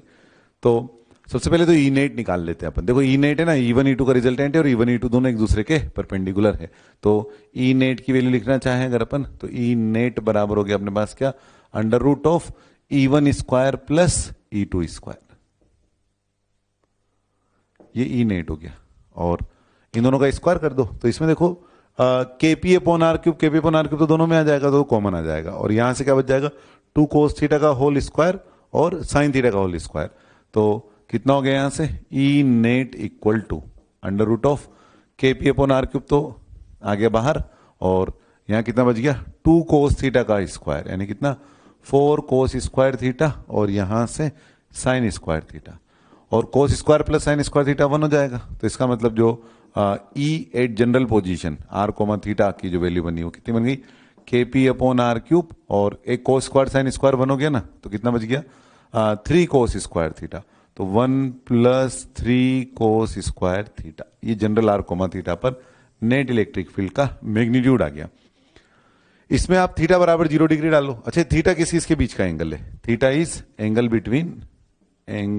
Between p vector and r vector. P vector और आर वेक्टर के बीच का एंगल है, ये है पी वेक्टर और ये है आर वेक्टर। तो अगर थीटा 0 डिग्री होगा तो थीटा 0 डिग्री होने की स्थिति में क्या होगा? ये आर इधर वाली डायरेक्शन में आ जाएगा, यानी एक्सिस वाली पोजीशन बन जाएगी। तो इसमें थीटा की जगह 0 डाल दो। 0 डाला तो कितना हो गया? 1 + 3 4 का √2 kp/r³। और यहाँ इक्वेटोरियल वाली पोजीशन पे निकालना है तो थीटा की जगह 90 डाल दो। 90 डाल दिया, cos 90 जो है वो 0 हो गया, तो kp/r³। तो इस तरह से ये जनरल पॉइंट पर आंसर हुआ। तो किसी भी जगह पर हम इसकी मदद से आंसर निकाल सकते हैं। Theta angle between p vector and r vector हो गया। अच्छा, भी जो नेट इलेक्ट्रिक फील्ड आया ना, ये कितना एंगल बना रहा है? तो पहले ऐसा करते हैं, E1 के साथ एंगल निकालते हैं, अल्फा। तो इसको पैरेलली शिफ्ट करें, यहाँ पे ये आ गया यहाँ पे। तो टेन अल्फा को अपन क्या लिख सकते हैं? Tan alpha equal to E2/E1। Tan alpha बराबर आ गया E2/E1। तो टेन अल्फा की वैल्यू लिख रहा हूं मैं, ten alpha equal to E2/E1। अच्छा, E2/E1 क्या बनेगा? E2/E1 में kp/r³ जो है वो तो कैंसिल हो जाएगा, और कितना बच गया? Sine theta upon 2 cos theta. Sine theta upon 2 cos theta कितना हो जाएगा? Tan theta. तो टेन अल्फा और टेन थीटा में रिलेशन आ गया कि tan alpha equal to tan theta. ये तो अल्फा और थीटा में रिलेशन आया है। लेकिन हमें अगर ये बताना हो कि angle made by E net vector, angle made by E net vector with P vector, E net vector का पी वेक्टर के साथ एंगल, वो कितना बना? इन दोनों के बीच का एंगल। तो इसको पैरेलल शिफ्ट करके यहाँ ले आओ, ये है पी की डायरेक्शन। तो पी की डायरेक्शन और ई नेट के बीच का एंगल कितना हो गया? Theta plus alpha. Theta plus alpha या अल्फा प्लस थीटा। और थीटा तो सवाल वाला दे देगा हमको, अल्फा में से निकाल लेंगे, टेन अल्फा बराबर टेन थीटा/2। तो जनरल पोजीशन पे इलेक्ट्रिक फील्ड का फॉर्मूला याद रखेंगे, यह है kp/r³ √1 + 3 cos² थीटा। पोटेंशियल की बात करें अब अगर अपन, तो ये दोनों चार्ज को ज्वाइन करने वाली लाइन -q से +q की डायरेक्शन, p वाली डायरेक्शन, और पॉइंट ए इसका नाम दिया है, पॉइंट बी इसका नाम दिया है। अब की बार में एक्सिस की जगह ए बोल रहा हूं, ए पर पोटेंशियल निकालना चाहता हूं मैं, पोटेंशियल एट ए। तो पोटेंशियल एट ए किसी से कारण, एक तो पॉइंट चार्ज +q के कारण और एक -q के कारण। तो +q के लिए क्या बनेगा सेपरेशन? ये ए है, ये आर है, तो ये वाली सेपरेशन क्या होगी? r - a। और वाली सेपरेशन क्या हो जाएगी? यहां से r + a। तो पोटेंशियल ड्यू टू +q ये हो गया kq/r - a, and potential due to -q ये हो गया k-q/r + a। तो यहां से कितना हो गया ये? r² - a², और k कॉमन आ गया, और कितना बच गया? r + a - r + a, यानी कितना हो गया? 2a। तो q × 2a को अपन क्या लिख सकते हैं? p। तो kp/r² - a²। और potential at A for r greater than a, r greater than a वाली पोजीशन के लिए बात करें तो V8a बराबर कितना हो गया? k, q × 2a is p, और r² - a² को क्या लिख दिया? r²। तो हो गया kp/r²। अच्छा देखो, मैंने a लिखा है, एक्सिस नहीं लिखा है। ऐसा क्यों बोल रहा हूं मैं? देखो, अगर b पर निकालोगे ना पोटेंशियल, तो उसका साइन क्या आएगा बताओ? a पर साइन अगर ये प्लस में आया है तो b पर साइन क्या आएगा? तो देखो b में क्या है ना, -q ज्यादा पास है +q के, तो b पर पोटेंशियल जो है वो नेगेटिव आने वाला है। इसलिए मैंने इसे एक्सिस नहीं बोला, एक्सिस के लिए भी फॉर्मूला लिखूंगा, ये मैंने a पर पोटेंशियल के लिए बोला। a कौन सा? -q +q को ज्वाइन करने की लाइन के लोगों वाला पॉइंट a पर पोटेंशियल।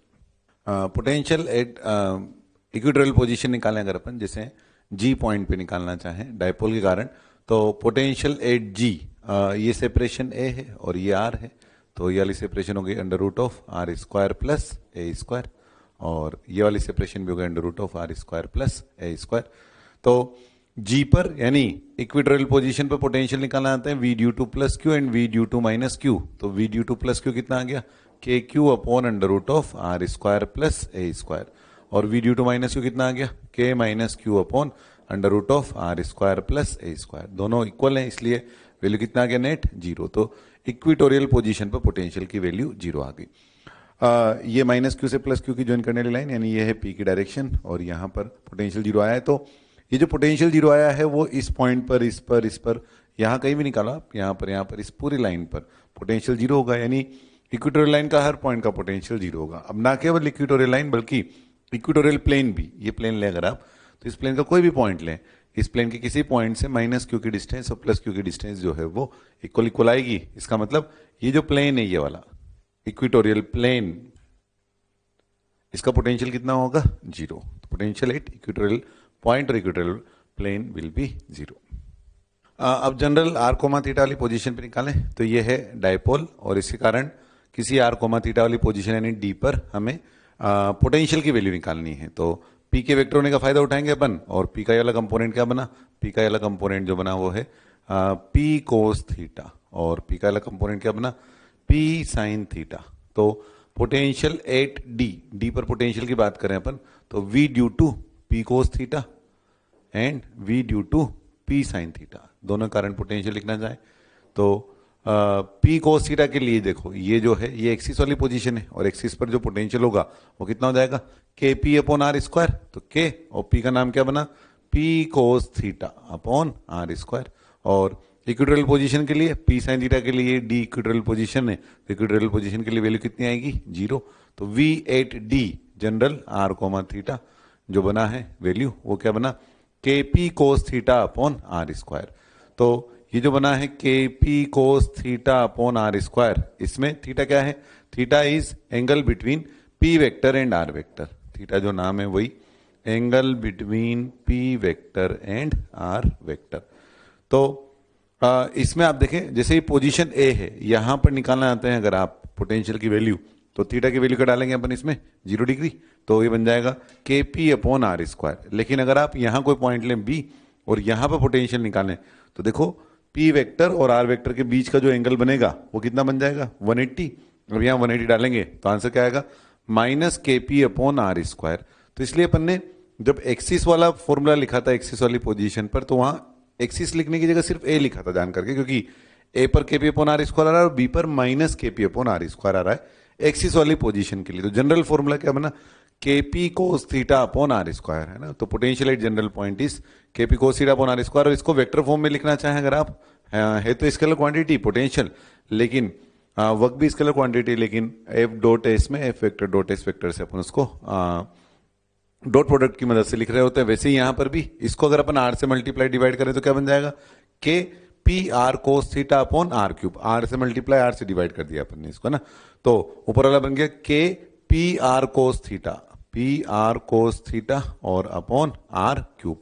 और ये जो पी आर कोस थीटा इसको अपन क्या लिख सकते हैं k p vector dot r vector upon are cube.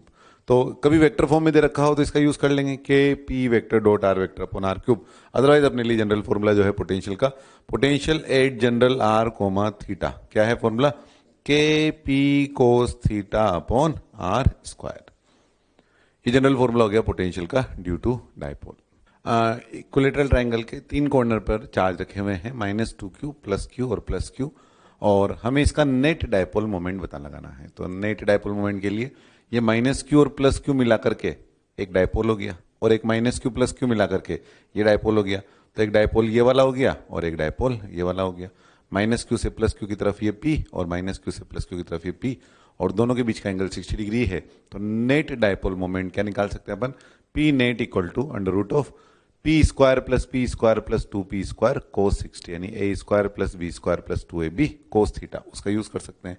तो p नेट बराबर क्या हो गया अपने पास p square plus 2p square cos 60, जहां पर ये जो p है ये वाला p जो हमने p डिफाइन किया है वो किसके बराबर है, वो हो गया वन ऑफ द चार्ज का magnitude into separation between them. ये नेट डायपोल मोमेंट हो गया इसका। नेक्स्ट एग्जांपल में 3 चार्ज है -q प्लस q और प्लस q, और ये सभी सेपरेशन a है, और बीच वाले चार्ज से r डिस्टेंस पर पॉइंट d है, और यहां पर हमें नेट इलेक्ट्रिक फील्ड और पोटेंशियल पता लगाना है। अब इलेक्ट्रिक फील्ड पता लगाना है अपने को अगर इसमें, तो क्या करें अपन 3 चार्ज है तो डायपोल कितने बना सकते हैं इसमें अपन, डायपोल एक बना सकते हैं या 2 बना सकते हैं। तो देखो ये एक चार्ज आपने लिया -q, तो उसके साथ प्लस क्यू तो एक ही ले पाओगे, दोनों तो ले नहीं सकते, तो या तो ये प्लस क्यू ले लो या ये प्लस क्यू ले लो। तो एक तो डायपोल बना सकते हो चाहो तो, या तीनों पॉइंट चार्ज की तरह ले सकते हो वैसे, पर एक चाहो तो डायपोल बना सकते हो, और क्वेश्चन में भी गिवन है साथ में कि आर ग्रेटर देन ए है।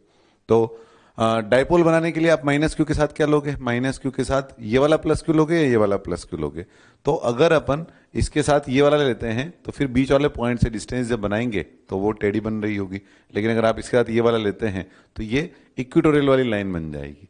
इक्वेटोरियल वाली लाइन बन जाएगी तो ये माइनस क्यू और प्लस क्यू से तो अपन ने बना दिया डायपोल, और ये वाला हो गया पॉइंट चार्ज।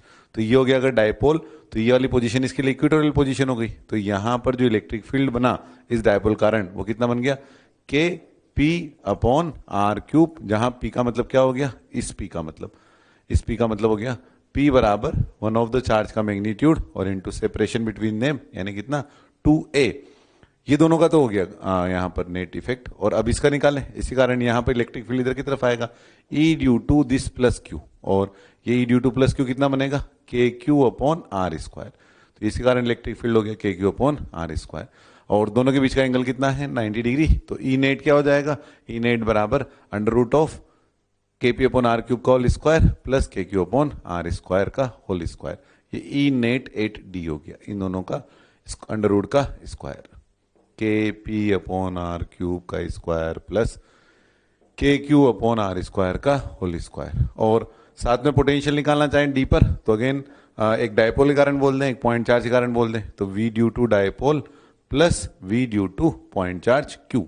तो अगर डायपोल के कारण बात करें तो डायपोल के लिए जो है इक्वेटोरियल पोजीशन है, तो इसके लिए पोटेंशियल कितना हो गया 0, और पॉइंट चार्ज के लिए बात करना चाहें तो क्या हो गया K Q upon are, potential के क्यू बाय आर, ये डी पर पोटेंशियल की वैल्यू होगी। दो डायपोल हैं पी और पी, एक पी आई केप और एक पी जे केप, और दोनों 90 डिग्री के एंगल पर हैं, शॉर्ट डायपोल हैं, और यहाँ से आर डिस्टेंस पर पोजीशन ए पर हमें इलेक्ट्रिक फील्ड का मैग्नीट्यूड और पोटेंशियल पता लगाना है।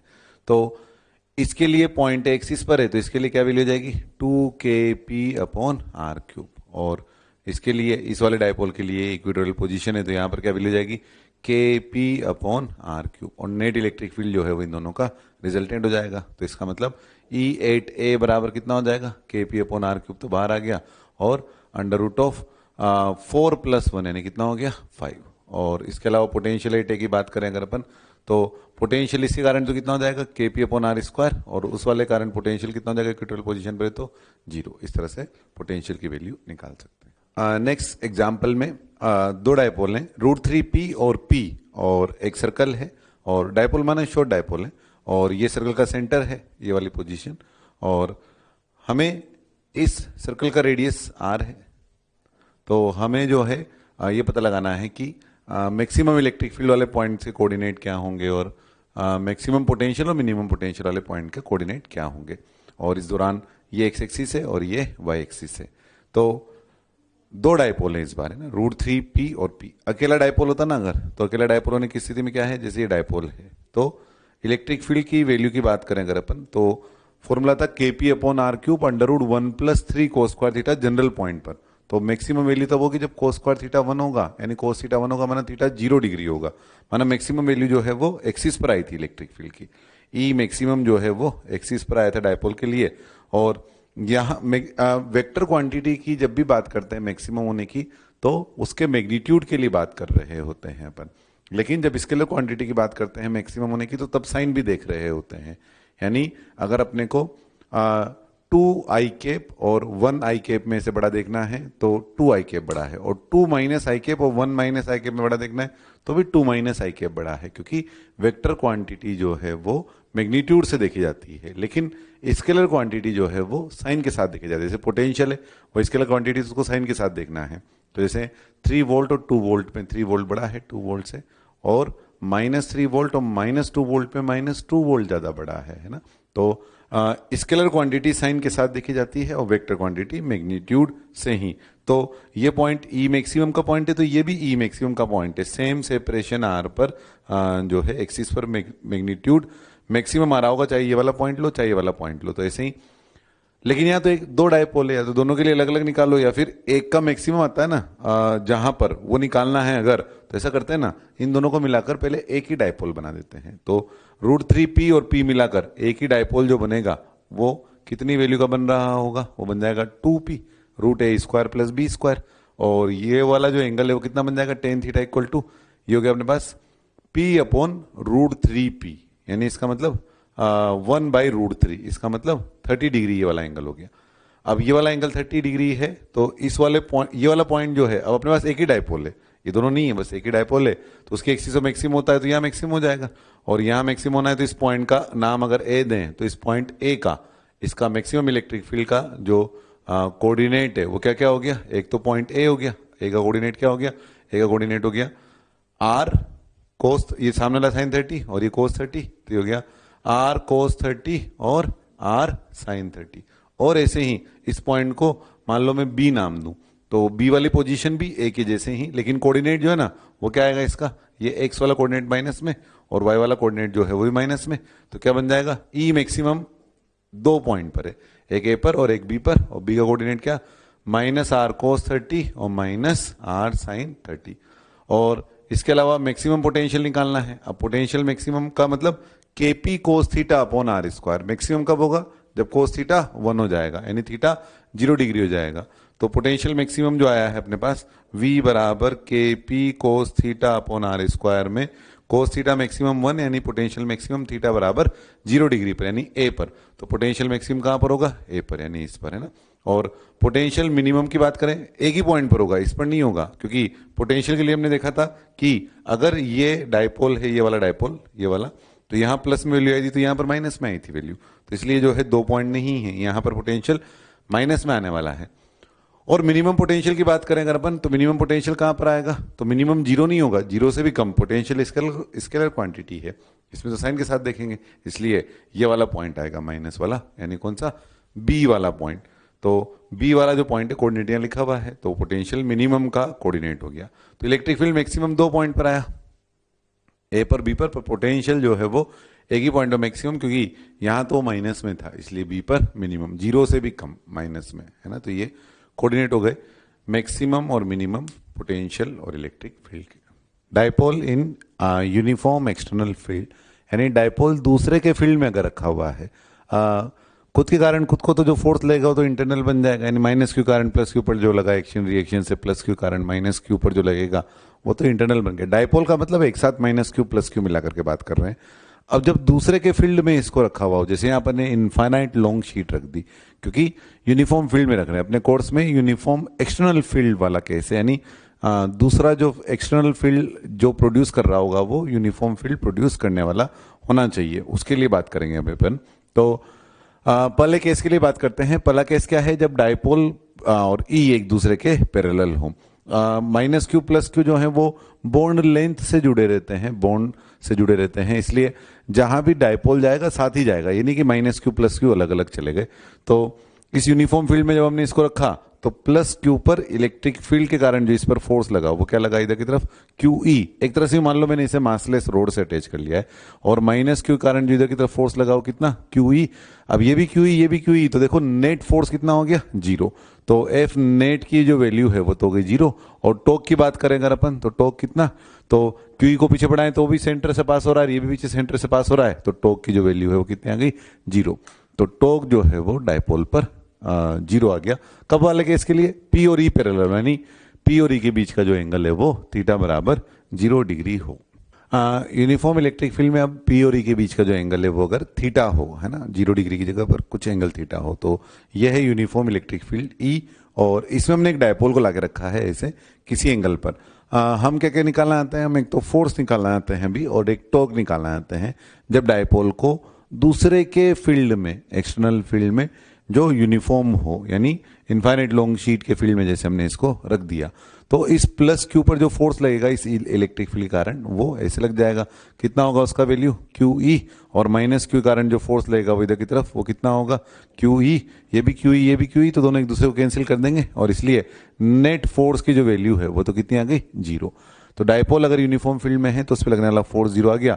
और टॉर्क की बात करें अगर अपन, तो कि टॉर्क कितना लग रहा होगा, तो देखो अब ये फोर्स भी इसको रोटेट कराने की कोशिश कर रहा है और ये वाला फोर्स भी इसको रोटेट कराने की कोशिश कर रहा है, तो दोनों फोर्स कपल बन गए हैं जो नेट फोर्स को 0 बना रहे हैं लेकिन रोटेट कराने की कोशिश कर रहा है। तो जो टॉर्क इस पर लगेगा वो कितना लगेगा, टॉर्क की वैल्यू निकालना चाहे तो फोर्स कपल का टॉर्क कैसे निकालते हैं, वन ऑफ द फोर्स का magnitude into separation between them, और सेपरेशन बिटवीन देम कितना हो जाएगा, परपेंडिकुलर सेपरेशन, ये 2a है तो सामने वाली साइड 2a sin थीटा हो जाएगी। ऐसे भी निकाल सकते हो, इस पॉइंट के अबाउट निकाल लो तो QE का तो 0 आ गया और इस वाले QE के लिए ये वाली जो डिस्टेंस बनेगी यानी ये वाली डिस्टेंस वो कितनी हो गई, ये वाली डिस्टेंस यहां से यहां तक की ये हो गई 2a sin थीटा।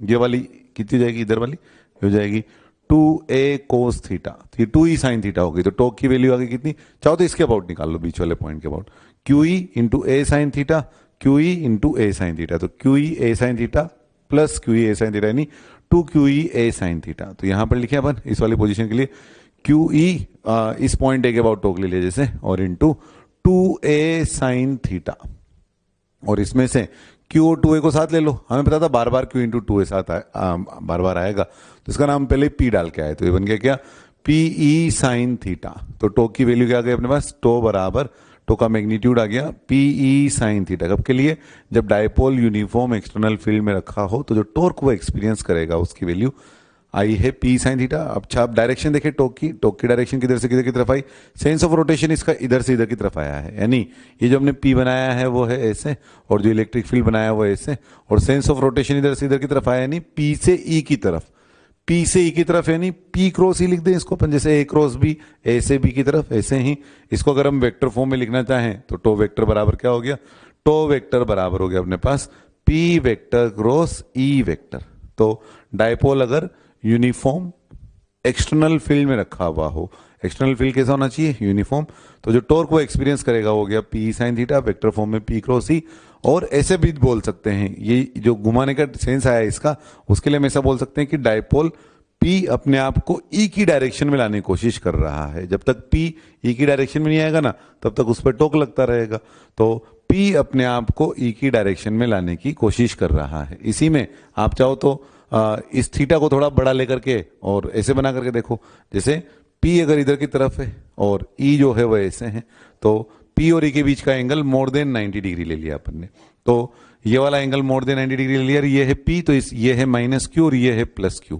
अब इस पर जो फोर्स लग रहा होगा उसकी डायरेक्शन कैसे होगी, -Q पर जो फोर्स लगेगा वो E के अपोजिट, और इस पर जो लगेगा वो E की डायरेक्शन में। तो ये हो गया QE ऐसे और ये हो गया QE ऐसे। और हमने क्या किया था, हमने बनाया था P ऐसे इधर की तरफ, ये है P और ये था E।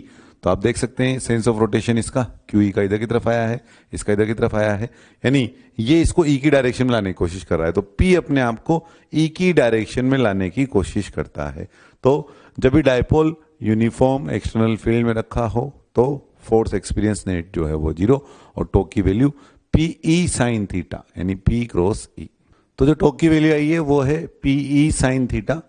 अब P अपने आप को E की डायरेक्शन में लेके आएगा, जैसे थीटा बराबर 60 डिग्री है तो 60 से छोड़ा तो 60 से 0 की तरफ आएगा, लेकिन तब तक तो वो ओमेगा गेन कर चुका होगा, इसलिए फिर ये इधर की तरफ जाएगा। तो किधर तक जाएगा, तो इलेक्ट्रोस्टैटिक फोर्स कंजर्वेटिव फोर्स है तो 60 डिग्री वापस इधर तक जाएगा, तो 60 से 0, 0 से 60, फिर वापस 60 से 0, 0 से 60, यू ऐसे रोटेट कर रहा होगा ये।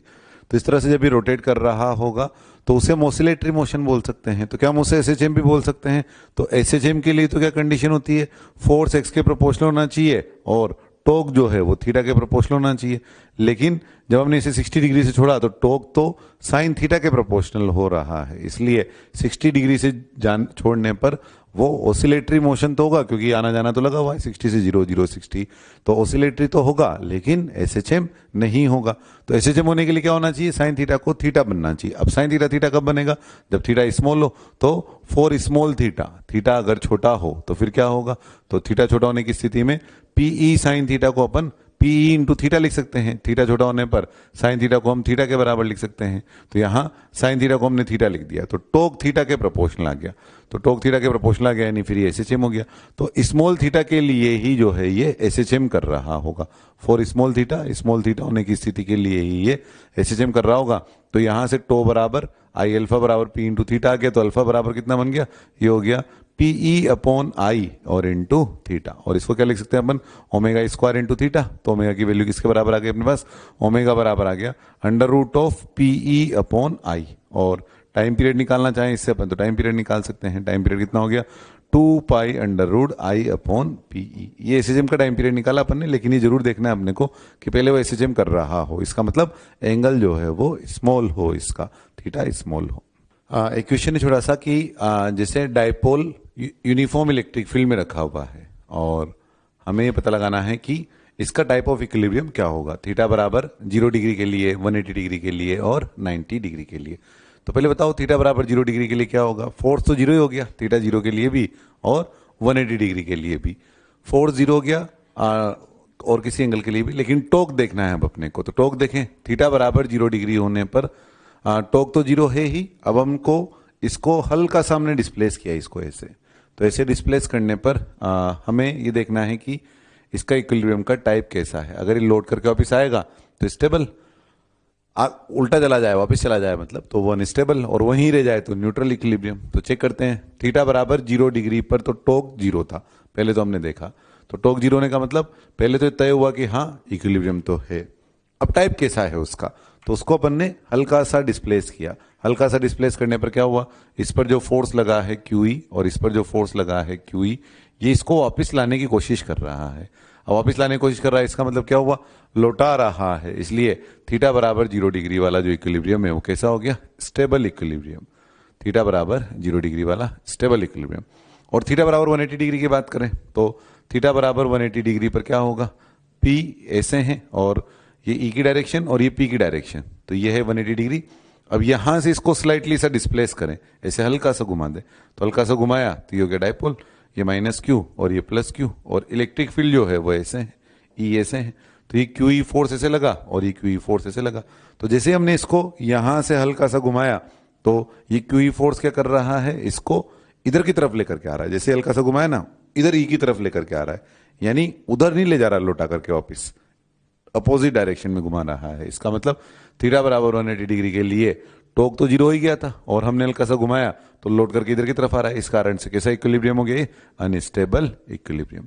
और इसी में अगर एक और पूछे, मान लो थीटा बराबर 90 डिग्री पर, तो 0 पर स्टेबल हुआ, 180 पर अनस्टेबल हुआ, 90 डिग्री पर कैसा होगा, तो 90 डिग्री पर ये नॉट इन इक्विलिब्रियम, क्योंकि टॉर्क की 0 नहीं है, तो टॉर्क की 0 नहीं है। इस कारण से ये नहीं कि भाई स्टेबल हो गया अनस्टेबल हो गया तो अब ये न्यूट्रल आ जाएगा ना, तो ये नॉट इन इक्विलिब्रियम हो गया, नॉट इन इक्विलिब्रियम। पोटेंशियल जी लिखना चाहें, अभी पर फोर्स और टॉर्क लिखा जब डायपोल यूनिफॉर्म एक्सटर्नल फील्ड में था। अब पोटेंशियल जी लिखना आते हैं, तो दो चार्ज हैं, तो पोटेंशियल जी कैसे लिख सकते हैं अपन, मान लो इस पोजीशन का नाम, जहां चार्ज -Q है ना उसे A नाम दे दिया, और जहां चार्ज +Q से B नाम दे दिया, और A वाली पोजीशन का जो पोटेंशियल है वो VA दे दिया।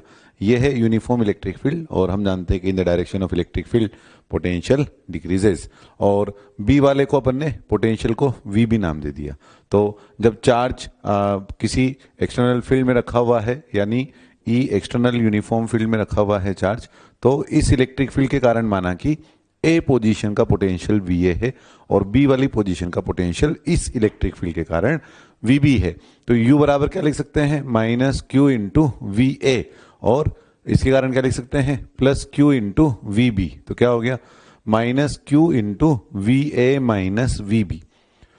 VA माइनस VB कितना बनेगा, अब VA माइनस VB पता लगाने के लिए यूनिफॉर्म इलेक्ट्रिक फील्ड के लिए अपन ये यूज कर सकते हैं, डेल्टा V का मैग्नीट्यूड बराबर E into D, where D is effective separation along the electric field. वो कैसे निकालते हैं अपन, इलेक्ट्रिक फील्ड की डायरेक्शन में लाइन बनाई अपन ने, यहां से परपेंडिकुलर डाला तो ये जो डिस्टेंस बनेगी ये बनेगी D, इस वाले का नाम होगा D, और D की जो वैल्यू है वो क्या बनेगी, ये 2A थीटा, तो कितना बन गया 2A कोस थीटा, ये बन गई D की वैल्यू, D बराबर 2A कोस थीटा। तो डेल्टा V बराबर का मैग्नीट्यूड कितना आ गया, E into 2A cos theta. यह है पोटेंशियल डिफरेंस का मैग्नीट्यूड, यानी VA माइनस VB का मैग्नीट्यूड। और यहां से अपन ने क्या किया, जानकर -Q इसलिए कॉमन लिया क्योंकि VA बड़ा था VB से, क्योंकि in the direction of electric field potential decreases, तो VA बड़ा था VB से तो -Q कॉमन ले लिया, तो ये अपने आप ही डेल्टा V का मैग्नीट्यूड हो गया। और इसकी वैल्यू क्या बन गई, यहां से -Q और डेल्टा V का मैग्नीट्यूड वहां से डाल दिया अपन ने, तो हो गया -Q into E into 2a cos theta, ये कितना हो गया, ये हो गया क्यू ई, क्यू और 2a को साथ साथ ले लो, है ना, तो माइनस और q into 2a, q into 2a और इंटू ई कोस थीटा, और q इंटू 2a का नाम क्या हो गया, p, तो ये बन गया minus P E cos theta. तो u का वैल्यू आ गया कितना, minus P E cos theta, कब के लिए, जब डायपोल यूनिफॉर्म एक्सटर्नल फील्ड में रखा हुआ है। और इसको अपन क्या लिख सकते हैं, minus P vector dot E vector, ये पोटेंशियल एनर्जी की वैल्यू आई। स्केलर क्वांटिटी पोटेंशियल एनर्जी, और u का मिनिमम और मैक्सिमम वैल्यू निकालना चाहें तो मिनिमम वैल्यू क्या बनेगा, मिनिमम वैल्यू जो बनेगा माइनस पी कोस थीटा में थीटा 0 डिग्री डाल दो, तो u मिनिमम कितना हो गया, माइनस पी ई, और कब आएगा, किस पोजीशन पर आएगा, एट थीटा बराबर 0 डिग्री। और u की मैक्सिमम वैल्यू की बात करें अगर अपन, तो u मैक्सिमम कितना आ जाएगा, वो आ जाएगा प्लस p, और कहाँ पर आ जाएगा ये, थीटा बराबर 180 डिग्री पर। ये पोटेंशियल एनर्जी की वैल्यू हुई। अच्छा, पोटेंशियल एनर्जी से भी अपन इक्विलिब्रियम के बारे में बता सकते हैं कि कोई भी सिस्टम अगर इक्विलिब्रियम में है तो उसे फोर्स और टॉर्क 0 होगा, तो पोटेंशियल एनर्जी की वैल्यू को मैक्सिमम मिनिमम जहां पर भी होगा वहां पर वो पोजीशन कौन सी, मैक्सिमम मिनिमम वाली, वो इक्विलिब्रियम वाली। तो थीटा 0 और थीटा 180 मैक्सिमम और मिनिमम में, यानी इक्विलिब्रियम पोजीशन हो गई। और इसमें से कोई भी सिस्टम स्टेबिलिटी के लिए मिनिमम पोटेंशियल एनर्जी की तरफ जाता है, तो कोई भी सिस्टम स्टेबिलिटी के लिए मिनिमम पोटेंशियल एनर्जी की तरफ जाता है। इस कारण से जो थीटा इक्वल टू 0 वाला है वो कैसा इक्विलिब्रियम हो जाएगा, स्टेबल। तो स्टेबल इक्विलिब्रियम थीटा बराबर 0 डिग्री पर, और थीटा बराबर 180 डिग्री पर कैसा हो जाएगा, अनस्टेबल इक्विलिब्रियम। तो ये इक्विलिब्रियम का टाइप भी बता दिया। तो हमें डायपोल जब एक्सटर्नल यूनिफॉर्म फील्ड में रखा है तो फोर्स की वैल्यू कितनी आ रही है, 0, टॉर्क की वैल्यू कितनी आई, पी ई साइन थीटा, और पोटेंशियल एनर्जी की वैल्यू कितनी आई, minus P E cos theta. अगर डायपोल एक्सटर्नल यूनिफॉर्म फील्ड में रखा हुआ है किसी एंगल थीटा पर, तो हमें work done by external agent बताना है, वर्क रिक्वायर्ड यानी work by external agent to rotate it from theta equal to 60 to theta equal to 180 degree, 120 degree. तो अगर अपन इसको रिलीज कर देंगे ना तो ये तो इधर की तरफ फ्लोट करके आएगा, लेकिन अगर हमें इसको उधर ले जाना रहा यानी 60 टू 120, तो फिर हमें वर्क डन करना पड़ेगा। तो रिक्वायर्ड मतलब स्लोली हो गया एक तरह से, और वर्क डन जो करना पड़ेगा एक्सटर्नल एजेंट को, तो क्या फॉर्मूला होता है work done by external agent के लिए, डेल्टा के प्लस डेल्टा यू। अब रिक्वायर्ड में डेल्टा के 0 हो गया और डेल्टा यू क्या हो गया, u final minus u initial. और पोटेंशियल एनर्जी के लिए क्या फॉर्मूला देखा अभी अपन ने, u equal to minus P E cos theta. तो यहां से कितना हो गया, u final minus u initial में वैल्यू डालें अगर अपन, तो यू फाइनल हो गया minus P E cos, final में कितना हो गया एंगल 120, और इनिशियल में माइनस पी ई कोस 60।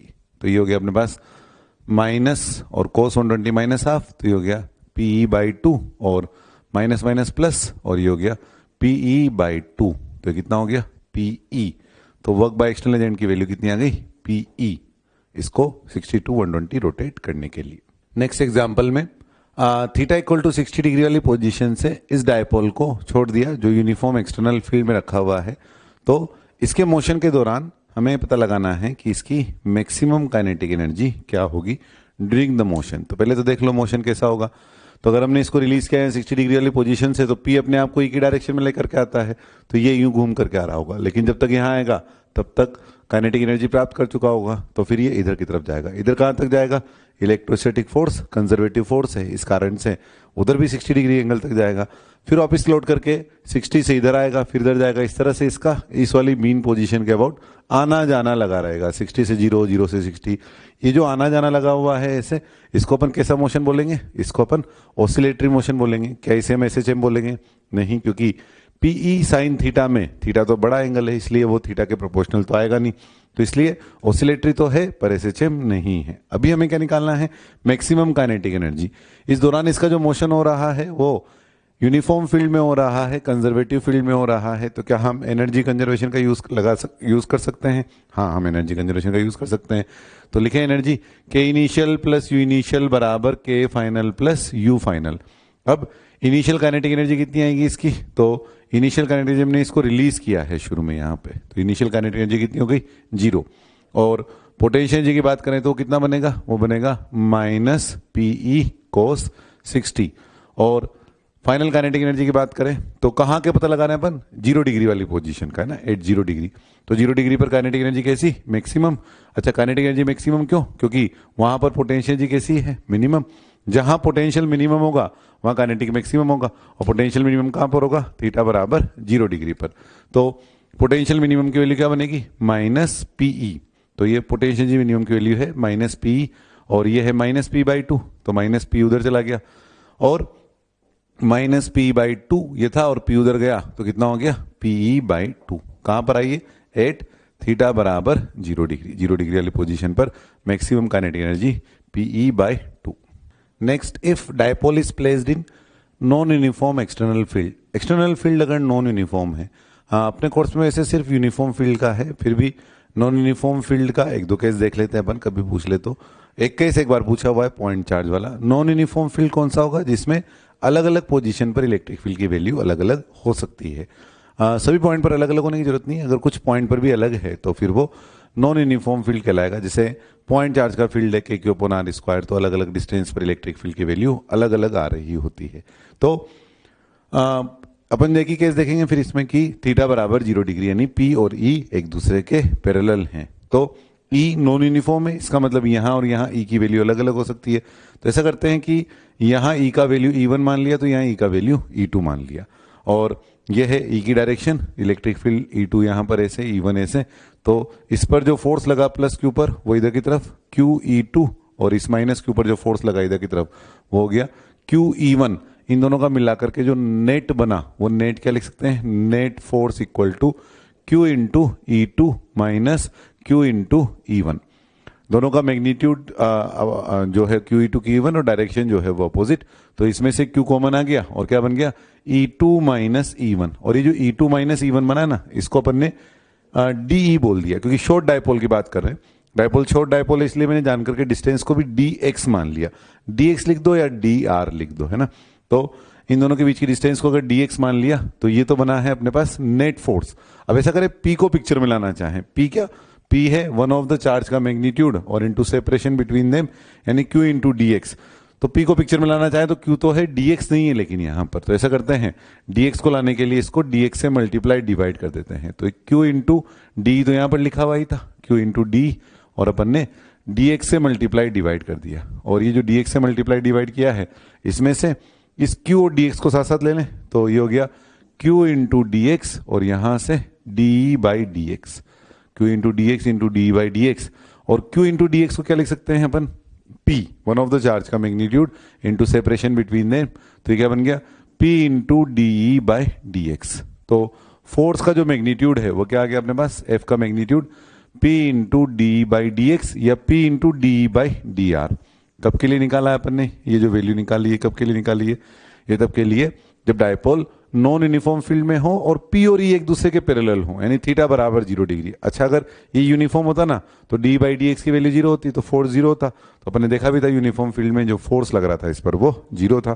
तो नॉन यूनिफॉर्म फील्ड के लिए फोर्स का फॉर्मूला आ गया PD बाई DR। लेकिन नॉन यूनिफॉर्म फील्ड तो है, लेकिन कौन सा केस है, P और E एक दूसरे के पैरेलल हैं, यानी P इधर की तरफ तो E भी इधर की तरफ, तब वाले केस के लिए है ये।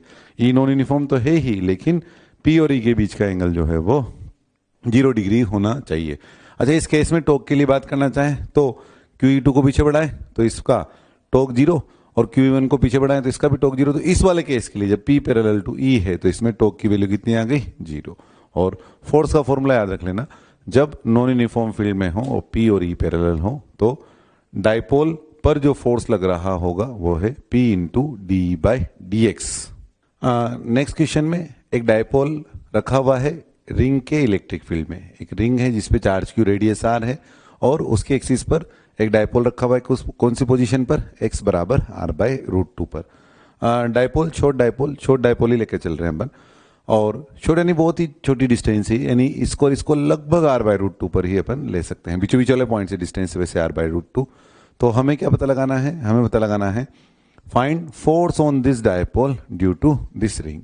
अब देखो, ये जो रिंग है, इसके कारण जो इलेक्ट्रिक फील्ड होगा यहाँ पर, वो किधर की तरफ होगा, वो अलोंग द एक्सिस होगा।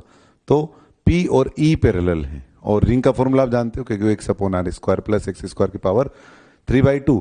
तो जो इलेक्ट्रिक फील्ड है वो अलग अलग पोजीशन पर अलग अलग, यानी डायपोल नॉन यूनिफॉर्म फील्ड में रखा हुआ है। तो अब अगर अपने को इस पे फोर्स पता लगाना है तो अभी अपन ने देखा कि यूनिफॉर्म फील्ड में, नॉन यूनिफॉर्म फील्ड में अगर रखा हुआ हो तो फोर्स के लिए क्या फॉर्मूला देखा, P into D by D X. इसका यूज कर सकते हैं यहाँ पे अपन, तो P into D by D X निकाल लो, तो P into D by D X of E का फॉर्मूला लिख दो। तो ई का फॉर्मूला क्या बनेगा, ई का formula due to ring k q x upon are square plus x square की पावर 3/2।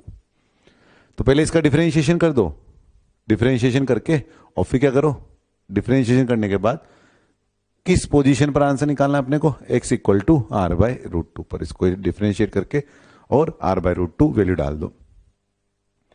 अब वैसे तो डिफरेंशिएशन करने की जरूरत नहीं पड़ेगी आपको इसमें, क्योंकि देखो dE by D x r by root two पर निकाल रहे हैं, और हमने जब इलेक्ट्रिक फील्ड निकाला था ना रिंग के एक्सिस पर, वो मैक्सिमम कहां पर आया था, वो आया था डी बाई डी एक्स जब जीरो किया था आर बाई रूट टू पर।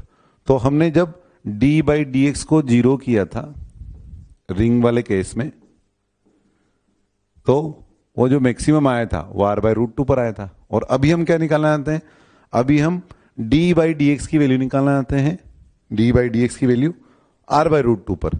तो वो क्या बनेगी value, zero, by the principle of reversibility. तो जो मिडल ऑप्टिक्स वाला, तो उसका यूज करके हमने बगैर डिफरेंशिएशन के सीधा ही बता दिया कि ये तो डिफरेंशिएट करने पर और आर बाई रूट टू डालने के बाद कितना आने वाला है, जीरो।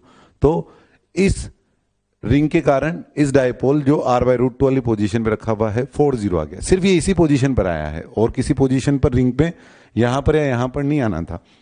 अच्छा, जीरो आने के लिए क्या जरूरी है, जीरो आने के लिए क्या यहां पर और यहां पर इलेक्ट्रिक फील्ड सेम होना जरूरी है, हाँ, तभी तो क्यू और क्यू कैंसिल होंगे। तो अगर आप इसका ग्राफ बना के देखें ना, तो ग्राफ कैसा बनेगा, इसका ग्राफ बनाया अगर अपन इसका रिंग के लिए तो इस तरह का बन रहा होगा।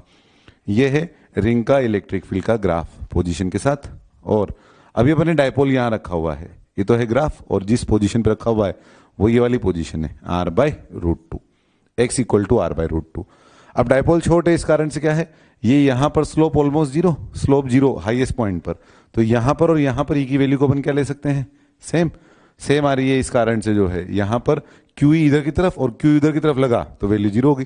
इसकी जगह आप डायपोल को और कहीं भी रखते, जैसे शॉर्ट डायपोल यहां रखते, तो यहां पर जो ई की वैल्यू है और यहां पर जो ई की वैल्यू है वो तो सेम नहीं आ रही होती, फिर यहां तो जीरो नहीं बन रहा होता। तो आर बाई रूट टू पर इसलिए जीरो बन पाया क्योंकि छोटा सा डायपोल बनाओ, शॉर्ट डायपोल, तो यहां पर और यहां पर जो ई की वैल्यू है वो कैसी आ पा रही है, सेम। तो नॉन यूनिफॉर्म फील्ड का मतलब नहीं होता कि हर जगह ई की वैल्यू अलग अलग हो, अगर कुछ जगह भी ई की वैल्यू अलग है तो भी वो नॉन यूनिफॉर्म फील्ड कहलाएगा। और उनमें हमने ऐसी पोजीशन भी ढूंढ निकाली जहां पर उस पर लगने वाला फोर्स जीरो हो सकता है। तो ये इलेक्ट्रिक फील्ड, इसकी फोर्स की वैल्यू कितनी आई, जीरो। नेक्स्ट क्वेश्चन में क्या है, देखो एक पॉइंट चार्ज है और एक डायपोल है, और दोनों की लाइन जॉइनिंग एक्स एक्सिस के अलोंग है, और हमें पता लगाना है force on dipole due to the point charge के कारण। तो कैसे पता लगाएं इसको अपन, तो इसके लिए एक तरीका तो ये हो गया अपने पास कि पॉइंट चार्ज के कारण जो इलेक्ट्रिक फील्ड होगा ना वो ऐसे अलोंग द एक्सिस होगा, इसी डायरेक्शन में, और ये जो इलेक्ट्रिक फील्ड है ये एक्सटर्नल नॉन यूनिफॉर्म फील्ड हो गया। तो एक्सटर्नल नॉन यूनिफॉर्म फील्ड में ये डायपोल रखा हुआ है, और अब इसके लिए हम P into D by D x वाला है P into D by D R वाला फॉर्मूला लगा सकते हैं। तो फाइंड मैग्नीट्यूड ऑफ फोर्स है ना, अपन मैग्नीट्यूड पता लगाएंगे, मैग्नीट्यूड ऑफ फोर्स। तो F का वैल्यू क्या, P into D by D x, और यहाँ आर के टर्म में लिखा है तो डी बाई डी आर, और P into D by D R में E की वैल्यू डाल दो, तो E बराबर कितना बना, E बराबर E due to point charge, जो कितना बनेगा के क्यू अपॉन आर स्क्वायर। तो K Q upon are square में यहां से P और के क्यू तो बाहर आ गया, और 1 अपॉन आर स्क्वायर कितना हो गया डिफरेंशिएशन, -2 अपॉन आर क्यूब। और फोर्स का मैग्नीट्यूड लिखना चाहें अगर अपन तो कितना बन गया, वो बन गया के क्यू और into 2kp upon are cube, तो 2kp अपॉन आर क्यूब और इंटू क्यू, ये फोर्स की वैल्यू आ गई। यही फोर्स हम ऐसे भी निकाल सकते थे कि इस डायपोल कारण यहाँ का फील्ड देखो, यहाँ कितना इलेक्ट्रिक फील्ड आएगा डायपोल कारण, वो आएगा एक्सिस पर 2kp अपॉन आर क्यूब, और फोर्स हो जाएगा इधर की तरफ और वैल्यू है Q into 2kp upon are cube. और फिर न्यूटन के एक्शन रिएक्शन लॉ से हम बता सकते हैं कि इतना ही फोर्स ये इस पर लगाएगा, तो बगैर इस फॉर्मूले के भी हम ऐसे काम चला सकते थे। तो यह है डायपोल के कारण, ये पॉइंट चार्ज के कारण डायपोल पर लगने वाला फोर्स। एक छोटा सा सवाल है कि अगर डायपोल को पॉइंट चार्ज के फील्ड में रखें तो क्या ऐसा पॉसिबल है कि डायपोल जीरो फोर्स एक्सपीरियंस करे? If a dipole is placed in external field of point charge, is it possible that it can experience zero force?